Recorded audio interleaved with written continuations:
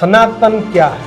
धर्म और सनातन एक है। जो अनादिकाल है उसका नाम है सनातन। बहुत सारे लोग को ऐसा लगता है कि हम भी ये भगवा धारण करते हैं। ये किस तरह का सनातनी माहौल फिलहाल बनाया जा रहा है? जो आज है वो अनादिकाल से भी चलता आ रहा है। तब भी गाय घास खाती थी, शेर मांस खाता था। आज भी शेर घास नहीं खा रहा है और गाय मांस नहीं खा रही। तो उस समय भी जब भगवा था तो रावण जो है भगवा वस्त्र पहन के सीता माता के पास गया।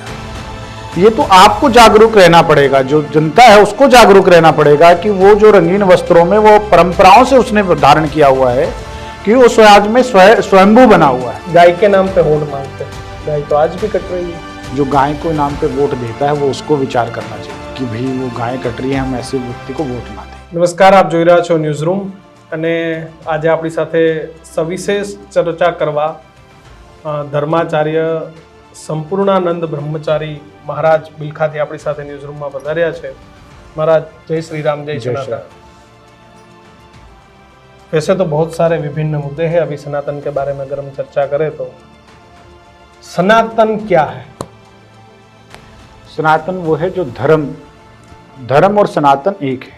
जो अनादिकाल है उसका नाम है सनातन। जो आपको सुख, शांति और समृद्धि की ओर लेके जाता है, जो एक स्वच्छ रहने के स्थान देता है, जो जीवन में कोई संकट और कष्ट में ना रहकर आपको एक घर परिवार की तरह रखता है, उसका नाम है सनातन। जो अनादिकाल से चलता आ रहा है, जो अनादि है उसका नाम सनातन है। महाराज आजकल हम देखते हैं कि जो ये भगवा आपने पहना है, बहुत सारे लोग को ऐसा लगता है कि हम भी ये भगवा धारण कर लें, और बहुत सारे ऐसे केसेस आते हैं जो सनातन को भगवा के पीछे बदनाम कर रहे हैं। इन सारी चीज़ों को जब देखते हैं तब क्या सोचते हैं और क्या पीड़ा आपको वो सब चीज़ें देती है कि ये किस तरह का सनातनी माहौल फिलहाल बनाया जा रहा है? देखिए, काले कर्मेण जगतस्त प्रवर्तमान, जो आज है वो अनादिकाल से भी चलता आ रहा है। तब भी गाय घास खाती थी, शेर मांस खाता था। आज भी शेर घास नहीं खा रहा है और गाय मांस नहीं खा रही। तो उस समय भी जब भगवा था तो रावण जो है भगवा वस्त्र पहन के सीता माता के पास गया। ये तो आपको जागरूक रहना पड़ेगा, जो जनता है उसको जागरूक रहना पड़ेगा कि वो जो रंगीन वस्त्रों में वो परंपराओं से उसने धारण किया हुआ है कि वो स्वराज में स्वयंभू बना हुआ है। अगर वो स्वयंभू है तो आपके जो ग्रस्त लोग हैं, जो वो सब चीजें हैं, वही सबको खड़ा करते। अगर आध्यात्मिक आदमी, अगर धर्म को मानने वाला आदमी ही पहचान रखेगा, पहचान उनको रखने की आवश्यकता है, क्योंकि अगर माँ को पहचान होती तो वो रावण को भिक्षा नहीं देती। तो इसी प्रकार से आज भी कुछ लोग उसी प्रकार से पहने रहते हैं जिस प्रकार से रावण ने भगवा पहना था। वो परंपराओं से नहीं है, वो किसी से दीक्षित नहीं है, वो किसी से शिक्षित नहीं है, उन्होंने केवल अपने आनंद के लिए पहन रखा है।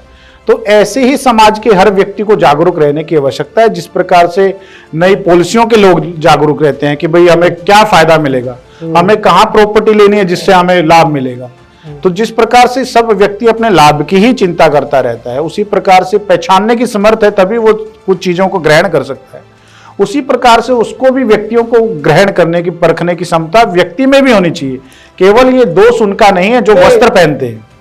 रावण जैसे लोग हैं वो तो समझ गए, लेकिन लोगों को क्या होता है कि वो जल्दी से जब भी ये भगवा वस्त्र वाले लोग या उन्हें देखते हैं जो महाराज बन के घूमते हैं, फिर उनकी जब चीज़ें सामने आ जाती है, आपने बोला कि लोगों को जागृत रहना चाहिए। लोग तो जागृत रहेंगे, लेकिन ये जो सारी चीज़ें हैं, इन चीज़ों को आजकल बिजनेस में कन्वर्ट किया जाता है। लोगों को पहले जाल में फंसाया जाता है। उन लोगों का जो हो उससे हमारा कोई लेना देना नहीं है, लेकिन इन सारी चीजों में बदनाम हो रहा है भगवा और सनातन। अब जो अखाड़ा परिषद एक संस्थान है, या अखाड़े के समस्त हमारे भारत में पूरे विश्व में 13 अखाड़े हैं, उन 13 अखाड़ों की इस पे पहले कुंभ में बैठक होने जा रही है। जो इस तरह के लोग होंगे उन पे कार्रवाई होगी। और जिस प्रकार से एक नया आवाज है, गुजरात की गर्जना न्यूज़ रूम जो एक बनाया गया है, उनसे भी हमारा ये आग्रह रहेगा कि वो समाज को इस तरह की चीजें दिखाएं और उस पर प्रकाश डालें। अपने अखाड़ों के बारे में बात की, मेरे, आपके या हमारे पूर्वजों सबके जन्म से पहले ये अखाड़ा प्रथा ये हमारे देश में, हमारे हिंदू धर्म में चली आ रही है। कितने महान लोग इस अखाड़ा संप्रदाय से, कितने बड़े बड़े गुरुजन बन गए, कितने बड़े बड़े लोग जो सारी विद्याओं को और हिंदू धर्म को जानते थे। लेकिन आज भी अखाड़ों का कहीं ये नहीं है कि हम बड़ा मार्केटिंग करें, हम इसको बड़े पैमाने पे दिखावा करें या लोगों को ज्यादा से ज्यादा जुड़ने, ये सब चीज अखाड़ाओं में नहीं है। वो आज भी उसी हिसाब से हिंदू धर्म को कैसे आगे चलाया जाए, सनातन को कैसे आगे चलाया जाए, उस पर अखाड़ा काम करता है। लेकिन दूसरी ओर हम देखें तो बहुत सारे ऐसे धर्म आ गए हैं जो ब्रांडिंग में लगे हुए हैं, प्रमोशन में लगे हुए हैं, वो भी बात सनातन की करते हैं, लेकिन उनकी ब्रांडिंग, लोगों को जुड़ना, तो इन सारी चीजों को ये अखाड़ा है वो किस तरह से दिखता है, जो सारे अखाड़े हैं वो आज भी वही पुराने हिसाब से कि लोगों का भला कैसे हो, कैसे इस धर्म को आगे चलाया जाए। और दूसरे लोग आ गए हैं जो हिंदू होके ब्रांडिंग और बड़ी बड़ी संस्थाएं बनाने में और पैसे कमाने में जुड़े हुए हैं। जो प्रदर्शन और भजन में हमेशा से अंतर रहा है वो आगे भी रहेगा। जो भजन है वो जो पुराने लोग हैं वो कह के गए हैं कि भोजन और भजन पर्दे का है। जो उपदेश है, जो राजाओं के लिए उपदेश दिया जाता था, वो कमरे में दिया जाता था, क्योंकि वो उसके सबके सामने उसको शिक्षित और दीक्षित नहीं किया जा सकता। इसी प्रकार से जो भजन करने वाले लोग हैं वो ब्रांडिंग में नहीं आ सकते, वो भजन करें, वो अपनी मस्ती में है, वो अपनी मस्ती में, उसका नाम ही, भजन का नाम ही मस्ती है। जो ब्रांडिंग है वो करेंगे जो अंदर से कुछ होंगे और बाहर से कुछ और होंगे, उनको आवश्यकता है ब्रांडिंग करने की। बाकी सनातन की तो ब्रांडिंग नहीं, वो तो अनादिकाल से चलता है और चलता रहेगा। धर्मो रक्षति कांतारम यत्र कोपी न रक्षिता। धर्म की रक्षा स्वयं धर्म करता रहता है। और जो भजन करने वाले, जो पहाड़ में बैठे हुए, जो गुफाओं में, किस किंद्राओं में बैठे हुए लोग हैं, वो आकर आपको ऑनलाइन तो प्रवचन नहीं देंगे। जो ऑनलाइन वाले लोग हैं वो आपको ठग रहे हैं, वो उनसे आपको सावधान स्वयं ही रहने की आवश्यकता है, जिस प्रकार से हमने पहले भी कहा है।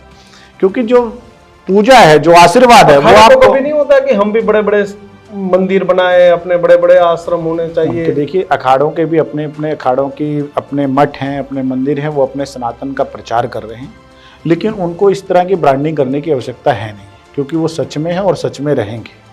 और जैसे ही धर्म का 2014 के बाद तो आप देख रहे हैं राम मंदिर बन गया, समस्त इस तरह की चीज़ें कार्य हमारे देश में हो रहे हैं, अध्यात्म फिर लौट के आ रहा है, यज्ञ हो रहे हैं, कीर्तन हो रहे हैं, भजन हो रहे हैं। इस तरह के जो फरेबी लोग हैं वो पकड़े जा रहे हैं, तो धर्म ही उनको स्वयं समाप्त कर देगा। जिस प्रकार से उनकी कुरीति आती है, सबके कर्मों का फल जो है, धर्म हमारे तो परंपराओं ने सिखाया है कि भाई जिस प्रकार से हम कर्म करेंगे वैसा हमें फल प्राप्त होगा। महाराज, हमारा हो गया वो धर्म, धर्म तो सब है, हिंदू भी धर्म है, क्रिश्चियन भी धर्म है, मुस्लिम भी धर्म है, सारे धर्म है। लेकिन उनके धर्म में और हमारे धर्म में एक सिर्फ इतना सा अंतर है। सुनिए, कभी भी जो हिंदू धर्म का व्यक्ति है वो जाके किसी अन्य धर्म को ये नहीं कहता आप हमारे धर्म में आइए, लेकिन जो बाकी धर्मों का आपने नाम लिया वो सब जोर दिए रहते हैं कि वो हमारे धर्म में लोग कैसे कन्वर्ट हो।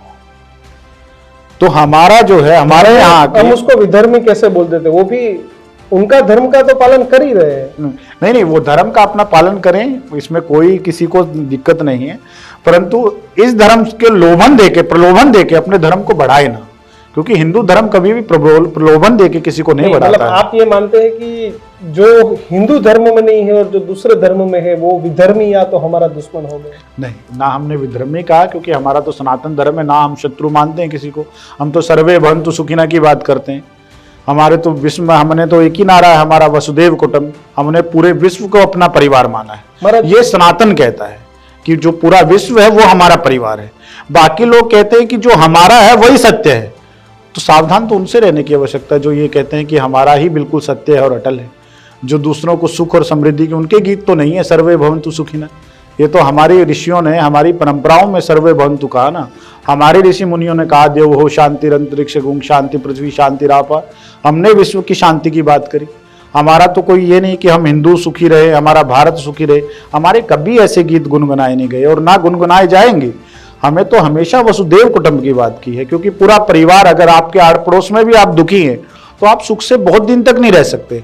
तो ये भारत अच्छी तरह से जानता है, ये भारत की ऋषि परंपरा अच्छी तरह से जानती है कि जब तक विश्व में शांति नहीं रहेगी तब तक मनुष्य शांत नहीं रह सकता। फिलहाल ये भारतीय आश्रम का पूरा विवाद चल रहा है, क्या ये सब चीज़ें शोभा देती है अखाड़े प्रथा को या आश्रम प्रथा को? देखिए, जो अनेक परंपराओं के लोग हैं, वो अनेक परंपराओं के लोग अपने अपने उनके मत हैं, अपनी अपनी विचारधारा है, तो बैठ के उसको सबको समझाया जाएगा और आपस में बात की जाएगी। तो वार्ता है, सब आपस में करके और सब चीज़ों की, घर में भी क्लेश होते हैं, ऐसी कौन सी धरा है जहाँ आपस में क्लेश नहीं, लेकिन आगे जाके भविष्य में उस चीज़ को सुधारा जाएगा। एक फिलहाल अभी एक चीज़ सामने आई है जिसमें स्वामीनारायण संप्रदाय के संत बन के लोगों को ठग रहे हैं, लोगों से पैसा ले रहे हैं, उसमें फरियाद भी दाखिल हुई है। तो इन सारी चीज़ों के बारे में आप क्या सोचते हैं? देखिए, इस बारे में हमको जानकारी नहीं, इस विषय पे पहले हम देखेंगे, फिर आपको न्यूज़ रूम में आकर फिर इस विषय को रखेंगे। महाराज, ब्रह्मचर्य क्या है? ब्रह्मचर्य है जो अपनी इंद्रियां हैं उसको वश में रखना, उसका नाम है ब्रह्मचर्य। और जो ये नहीं कर पाते हैं वो ब्रह्मचारी बन के घूम रहे हैं, उनको क्या कहेंगे? नहीं, ऐसा नहीं है कि जो घूम रहे हैं, मैंने कहा ना कि घूमने वाले को कोई नहीं रोक सकता। जो घूम रहा है वो भटके हुए को आप कब ला सकते हैं, और जब ला सकते हैं ऐसे व्यक्तियों पे जब देखा जाएगा, या जो हैं ऐसे लोग, उनको अध्यात्म के धर्म के माध्यम से उन्हें समझाया जाएगा। और अगर कुंभ में आने वाले आगामी कुंभ में सब संतों का एक मत से ऐसे लोगों पे कार्रवाई की जाएगी। धर्म क्या है? धर्म दूसरों को सुख देने का नाम धर्म है। जो धारण योग्य है, जो धारणे योग्य है, उसका नाम धर्म है। वैराग्य क्या है? वैराग्य है कि जो आप दूसरों में अपनी मस्ती में रह के दूसरों को सुख पहुंचाते हैं, उसका नाम वैराग्य है। आजकल छोटी छोटी उम्र में लोगों में विकृतता आ जाती है, छोटे बच्चे, लड़कियां, तो ये सब सारी चीज़ें बहुत दुखद है, बहुत पीड़ादायक। उनसे कैसे निपटे? आने वाला जो युवा पीढ़ी है, या आने वाला जो हमारा समाज है, या आने वाले हमारे भारत के जो दिन हैं, वो सुखमय होंगे। क्योंकि जो आज हम देख रहे हैं, मैंने कहा ना, काले क्रमेण जगतस्त परिवर्तमान है। तो जो आज देख रहे हैं, मगर पानी में टंकी साफ है तो आपके नल में हमेशा साफ आएगा। और अब पानी में टंकी साफ होने, जो टंकी है पानी की, वो साफ होने वाली है। तिरुपति मंदिर का जो प्रसाद है, तो आपको पूरा आइडिया होगा ही। तिरुपति मंदिर का जो प्रसाद का प्रकरण है, उस पर सब लोग धर्माचार्य बैठ के एक बैठक करने वाले हैं। तो जो भी उस बैठक में निर्णय होगा वो हम आपको जरूर बताएंगे। आपको लगता है गुजरात के मंदिरों में प्रसाद की तपास होनी चाहिए? क्योंकि हमारे यहाँ भी अंबाजी शक्तिपीठ है, द्वारिका है, नागेश्वर है। देखिए, ऐसा होता है हर रोज, आप तो समाचार के लोग हैं, ऐसी बहुत सारी घटनाएं आप समाज में देखते हैं कि एक पिता ने पुत्री के साथ गलत कृत्य कर दिया। तो इस पूरा समाज जो है, पूरे पिता देश के गलत नहीं हो सकते, बिल्कुल नहीं हो सकते। तो इसी प्रकार से एक जगह कोई घटना हुई है, आप सब जगह को संदेह से देखें, तो ये मानसिकता अच्छी नहीं है।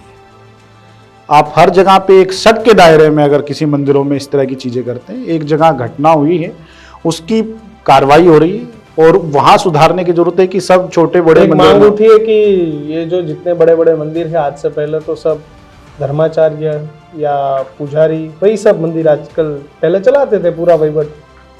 जब से एडमिनिस्ट्रेशन के हाथों में मंदिर आया है, तब से मंदिरों का व्यापार हो गया है। आप मानते हैं कि फिर से ये मंदिर जिसे धर्माचार्य या जो भी पुजारी वो सब चलाते थे, वैसे वापस लौटाने देने चाहिए? या क्योंकि ये तो फिर बढ़ता जाएगा, जितना मंदिर बड़ा होगा, उसका व्यवहार जितना बड़ा होगा, सरकार आके बोलेगी ये मंदिर कल से कलेक्टर चलाएगा। ये सिस्टम को आप कैसे देखते हो? ये भारत के 4 शंकराचार्य है, भारत के 4 शंकराचार्यों ने बैठक बुलाई है, उन पे जो शंकराचार्यों का मत होगा वही सब हम लोग करेंगे। गाय के नाम पे वोट मांगते हैं, गाय तो आज भी कट रही है। जो गाय को नाम पे वोट देता है वो उसको विचार करना चाहिए कि भाई वो गाय कट रही है, हम ऐसे व्यक्ति को वोट ना दें। और वोट ना देने से या देने से गाय नहीं कटेगी। ये हर व्यक्ति का फर्ज है कि हम गाय कट क्यों रही है, क्योंकि आप उसको रख नहीं पा रहे, गाय इसलिए कट रही है। वो वोट देने वाला आदमी कितनी, जिसको आपने वोट दिया, वो कितनी गाय रख लेगा? पूरे भारत की गाय तो वो नहीं रख पाएगा। ये तो हर व्यक्ति को अपने आप की जिम्मेवारी रखनी पड़ेगी कि हम गाय को वो सड़क पे ना छोड़े, सिर्फ दूध ना पिए उसकी सेवा भी करें। और ये हर भारत के प्रबुद्ध लोग को, जिस प्रकार से लोग जो है गांव गोद ले रहे हैं, जो बड़े धनिक लोग हैं, वो ऐसी संस्थाओं को गोद ले रहे हैं, तो उसी प्रकार से उनको गायें भी गोद लेना चाहिए, क्योंकि गायें भी हमारी माँ है। राष्ट्रीय माता जाहिर की एक शंकराचार्य जी ने अपील की है, शंकराचार्य जी ने कल मांग उसका की है। कार्यक्रम भी हो जाएगा और जी। चारों शंकराचार्य मिलकर उसके बारे में भी सोच रहे हैं। जी, आपको लगता है होना चाहिए? बिल्कुल होना और चाहिए। नहीं हुआ तो उसके पीछे की कारण क्या है? नहीं, जो पहले तो मांग रखी गई है, पहले तो बात की जाएगी सरकार से, जब वो ना करेगी तब उसके बाद आगे की रणनीति बनाएंगे।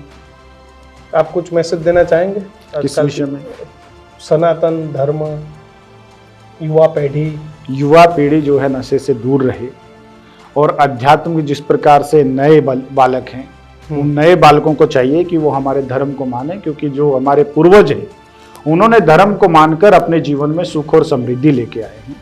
उसी प्रकार से आप भी अगर अध्यात्म में नहीं है, गूगल आपको पूरे विश्व का रास्ता बताएगी, लेकिन गूगल आपको जीने का रास्ता नहीं बता सकती।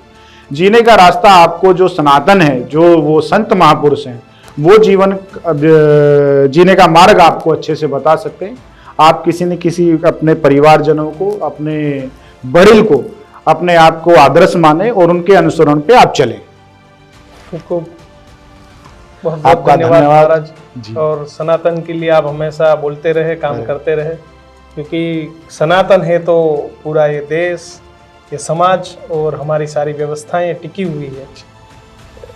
कोई भी आदमी अपने गुरु के बिना आगे नहीं चल सकता है, और आपके जैसे लोग जो सनातन का प्रचार कर रहे हैं, बहुत बहुत धन्यवाद। जय श्री राम। जय श्री राम। जय।